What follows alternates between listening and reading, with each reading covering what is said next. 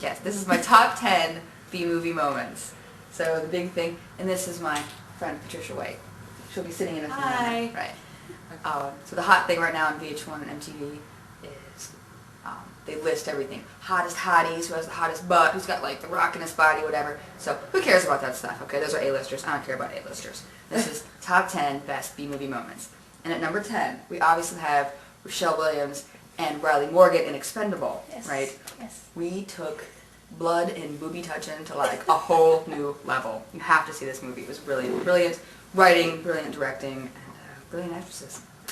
At number 9, speaking of bathroom scenes, the Holy Trinity and Nightmare Sisters. You got Michelle Bauer, you got Linnea Quigley, you got Brink Stevens, and you got Hannah Grudge in the background, like soaping each other up, giggling, like ooh, ooh, for the camera. That rocked, man. Skip the rest of the movie if you have to. That scene was the best.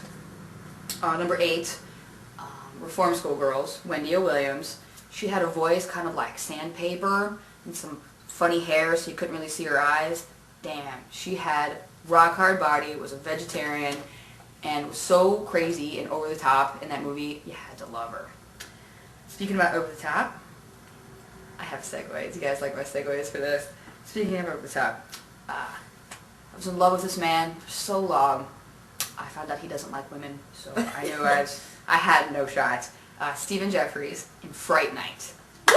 That's right. I love that one. That's right. He's so crazy. The guy comes from Broadway, right? And he shows up in like a movie called Fright Night. Evil Ed had the crazy little laugh. Also 976 Evil. Yeah, he went on to save movies like 976 Evil and Fraternity Vacation. He was gay? He's so gay. He's so hot. Didn't pick up on that one. So gay. I did. And number 6, we have Andros Jones and Drew Barrymore in Far From Home. That was, Andros once told me, Drew Barrymore's first on-screen kiss. She was like 13, 14 years old. I'm not sure who was hotter in that film. I have no idea. I don't know who I would actually like pop the trunk for first, stuff them in there and drive away. They were both like just that hot. Number 5, okay, I get to do a little impression here. Number 5, top 10 B-movie moment, is the movie Tourist Trap. Tanya Roberts was hot, Chuck Connors was kind of cool. I'm talking about the mannequins. Fucking mannequins were so terrifying. They had the little ones that would turn their heads slow and go, ah. What the fuck was that? What was that? Their jaws would drop. And then they had just the head where Chuck Connors threw it and it went like, oh! What was that about? I don't know what that was about, but I was scared. Yes. I saw that movie way too young. It's haunted me ever since. I was 29 when I saw it. I was still way too young. I was like 4. I'm like, I am scarred for life. And it's even worse too, like I forgot, he paints their face so they suffocate. It's like, but your heart will burst from fright. And I'm like, oh God. Number 4. This number 4 is actually dedicated to movies that weren't all that cool. They didn't really have much going for them, but they had cool titles, right?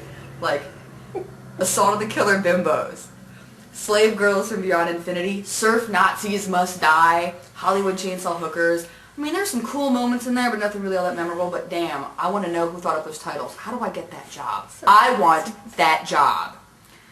Number 3, top 10 B-movie moments, Savage Streets. Okay, this is a serious entry. A very young Linnea Quigley is in a really brutal rape scene by really icky guys named like Red and Fargo. I'm sure these guys were on like really like lucrative career moves after this, but that movie rocked. You get to see Linda Blair boobies in the bathtub, right? She's just sitting there all cute and curvy, and boobs and but aside from all that, and the very serious subject matter that it entails, a woman also gets thrown off a highway overpass. You don't see that anymore in cinema, women getting thrown off of highway overpasses. And it had a really good soundtrack on vinyl, which I own. I'm not embarrassed to admit that. I got that one too. Do you? Some good stuff on there. Number 2, obviously, I think he had a very low budget to work with, which is why it's included in B films, but it went on to gross like $1 bazillion. It's Dawn of the Dead. Not only is the best zombie film ever made, it's quite possibly the best film ever made. Which of course it was remade this year. I'm sorry, updated this year.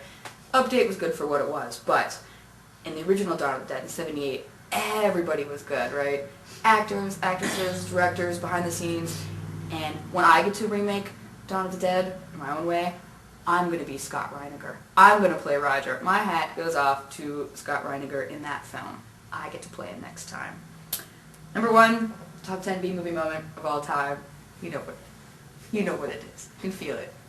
Sorority Babes in the Slime Ball Bowl-orama. I'm getting a little teary. This movie goes back, way back for me. It will live deep in my heart forever. It had an imp. It had babes. It had nerds. Fucking bowling alley man in the dark. I think my friends that actually shot that movie told me they got free donuts for working that movie. They didn't really make any money. They just got some free donuts. But it doesn't matter because it also had a decent soundtrack. But one of the most brilliant films ever made, and you will notice the past 15 years, nobody's ever attempted to remake it because they just know they can't. So that's it. Those are my top 10 B-movie moments. You guys rock.